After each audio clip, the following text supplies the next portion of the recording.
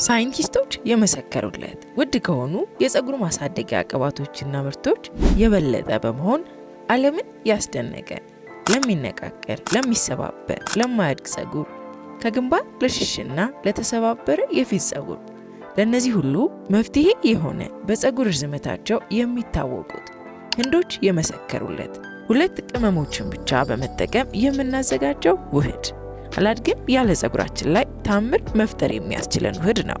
ሰላም! ዛሬ የተኛው የፀጉር ሴላችንን በመቀስቀስ ረጅም የሆነ ጤነኛ ፀጉርን ይህማ ያንቺ ፀጉር አይደለም የሚያስብልሽን አስደናቂ የፀጉር ማሳደጊያ ውሃን ትክክለኛ አዘገጃጀትና አጠቃቀምን ይዤላችሁ መጥቻለሁ። ነገር ግን ይህን ቪዲዮ እስከ መጨረሻው መከታተል አለባችሁ። ይህን የፀጉር ማሳደጊያ ስትሰሩ አንድ ስህተት ከሰራችሁ ሙሉ በሙሉ ውጤቱን የምትቀለብሱት ይሆናል። ምክንያቱም በጥንቃቄ ካላዘጋጀነው ፀጉራችን የሚፈልገውን ግብዓት እንዲሁም ዋነኛውን ንጥረ ነገር ልናሳጣው ስለምንችል ነው። ዛሬ የምናየው የፀጉር ማሳደጊያ ውህድ በሳይንስ የተረጋገጡ ሚስጥራዊ ንጥረ ነገሮችን የያዘ ከጥንት ጀምሮ ለፀጉር እድገትና መንከባከቢያነት በተለይም በህንዶች ዘንድ ሲተገበር የኖረ የአብሽና የጥቁር አዝሙድ ውሃን ነው። እንዲሁም ውሃውን አዘጋጅታችሁ ስትጠቀሙ ፀጉራችሁ ለሚደርቅባችሁ በእነዚህ ሁለት ቅመሞች በቤታችን በውድ የሚሸጠውን ቅባት የምናዘጋጅ ይሆናል። ይህም ቪዲዮ አይታችሁ በትክክልና ቅደም ተከተሉን በመከተል የፀጉር ማሳደጊያ ውሃውንና ቅባቱን ማዘጋጀት እንዲሁም መጠቀም ከቻላችሁ በእርግጠኝነት በሳምንታት ውስጥ ልታመሰግኑኝ ትመለሳላችሁ።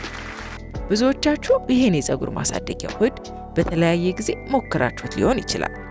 ለውጥን ያለማየታችሁ ሚስጥርም የአዘገጃጀትና የአጠቃቀም ችግር ነው። እውነቱን ለመናገር እነዚህ በቤት ውስጥ አዘጋጅተን የምንጠቀማቸው የፀጉር ማሳደጊያዎች ጥንቃቄ ካልታከለባቸው ፀጉራችን ከማሳደግ ይልቅ እንዲደርቅና ከዛም አልፎ እንዲሰባበር ሊያደርጉብን ይችላሉ። ሁልጊዜም ስለ ፀጉር እድገት የምናገረው አንድ ነገር አለ። እሱም ፀጉር ሁልጊዜም ያድጋል። ልዩነቱ የብዙዎቻችን ፀጉር ቢያድግም ደካማ ስለሆነ ወዲያው የሚሰበርና የሚረግፍ ነው።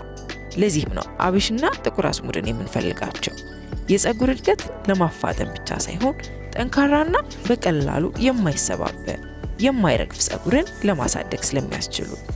አብሽ በተለያዩ ጥናቶች በተረጋገጠው መሰረት በፕሮቲን የበለጸገ አንታይኦክሲደንት ባህሪን በውስጡ የያዘ ነው። እነዚህ በአብሽ ውስጥ ያሉት ንጥረ ነገሮች በቀላሉ የሚሰባበር የነበረውን ፀጉራችንን ጠንካራ ለማድረግ ያስችሉናል። የራስ ቆዳ ጤንነትንም በተፈጥሮ መንገድ ልንጠብቅበት የሚያስችልን መንገድ ነው። ይህን የፀጉር መነቃቀል ለመከላከል ይረዳናል። አብሽ ፀጉርን ጠንካራ ለማድረግ ብቻም አይደለም፣ ፀጉራችን ለስላሳ እንዲሆንም ያደርግልናል። በተመሳሳይ ጥቁር አዝሙድ ጤነኛ በሆነ ፋቲ አሲድና አንታይኦክሲደንት ባህሪ የበለጸገ ነው። የጥቁር አዝሙድ ዘይት ከጥንት ጀምሮ በተለይም ከራስ ቆዳ ጋር ተያይዞ ለሚከሰቱ ችግሮች መፍትሄ ሲሆን ቆይቷል።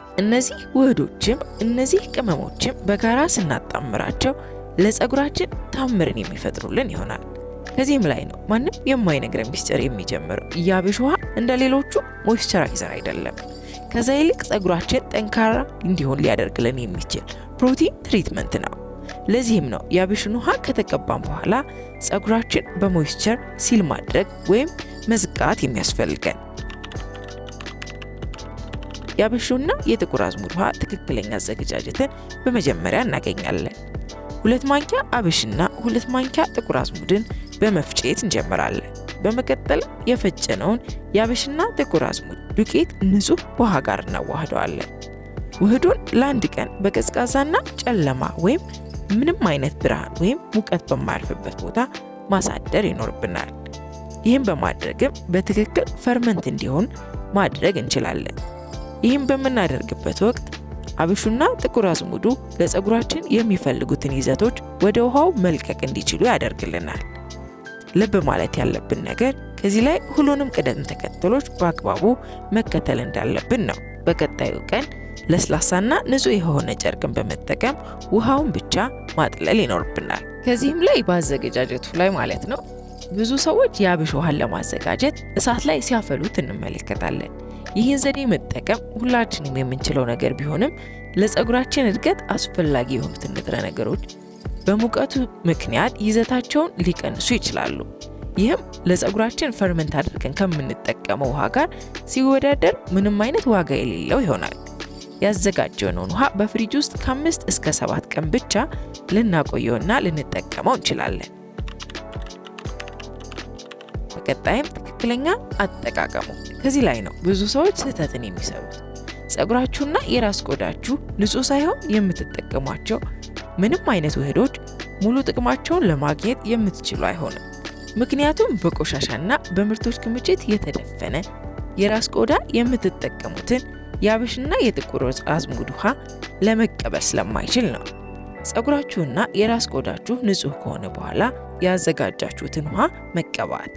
በተለይም የራስ ቆዳችሁ ላይ ትኩረትን በማድረግ ማሳጅ እያደረጉ መቀባት ወደ ቆዳና ፀጉር ዘልቆ መግባት እንዲችል፣ ፀጉራችሁም ጥቅሙ ማግኘት እንዲችል ይረዳዋል። ከተቀባችሁትም ሁልጊዜም ቢሆን ሌላኛው መርሳት የሌለባችሁ ነገር ሁልጊዜም ቢሆን የአብሽንና የጥቁር አዝሙድን ውሃ ከተቀባችሁ በኋላ ለፀጉራችሁ የሚስማማችሁን ቅባት ወይም ሊቪንግ ኮንዲሽነር በመጠቀም ሞይስቸሩን ሲል ማድረግ መቻል አለባችሁ፣ ወይም ደግሞ ቆልፎ እንዲይዝ ማድረግ መቻል አለባችሁ።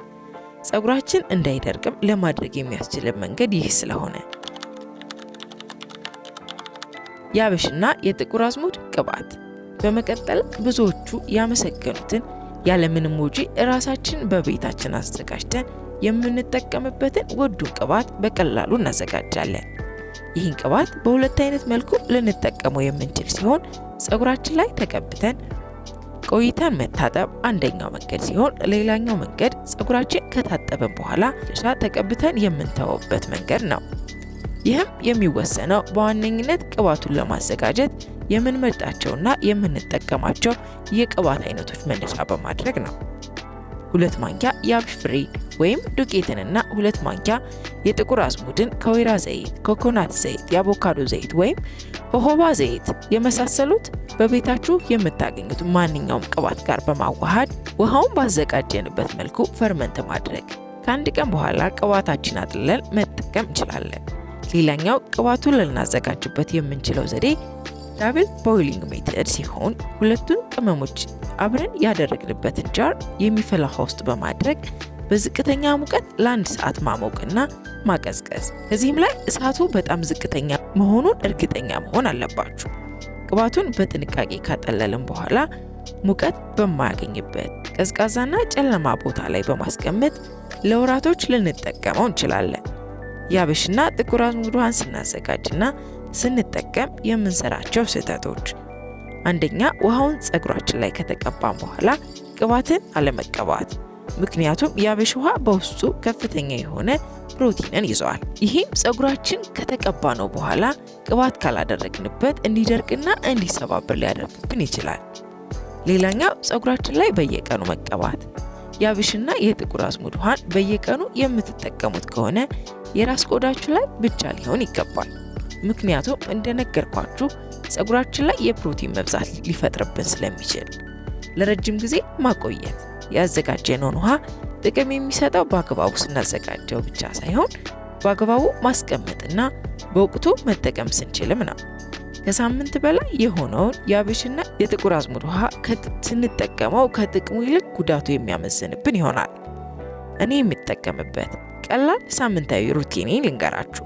በመጀመሪያ መታጠብ፣ ንጹህ የሆነ የራስ ቆዳይ ላይም የአብሽና የጥቁር አዝሙድ ውሃን መቀባት፣ ለ5 ደቂቃ ማሳጅ ማድረግ፣ በጥቁር አዝሙድና አብሽ ቅባትም ሲል ማድረግ ወይም መቆለፍ። በሌሎቹ ቀናቶች በሳምንት 2 ጊዜ የራስ ቆዳችን ላይ ብቻ መጠቀም።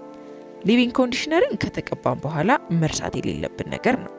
ምክንያቱም በሊቪንግ ኮንዲሽነር ወይም በቅባት ውሃውን ሲል ስናደርገው ፀጉራችን እንዳይደርቅ እንዳይጎዳ ስለሚያደርግልን ነው። አብራችሁኝ ስለቆያችሁ በእጅጉ አመሰግናለሁ። በቀጣይ እንሰራላችሁ የምትፈልጉት ማንኛውም ነገር ካለ ኮሜንት አድርጉልኝ። እንዲሁም በዚህ ቻናል ላይ ማስታወቂያ ማሰራት የምትፈልጉ ሰዎች ምስሉ ላይ በምትመለከቱት የኢሜል አድሬስ ወይም ስልክ ቁጥር ልታናገሩኝ ትችላላችሁ። ድጋሚ እስከምንገናኝ ሁላችሁም በያላችሁበት ሰላም ቆዩ።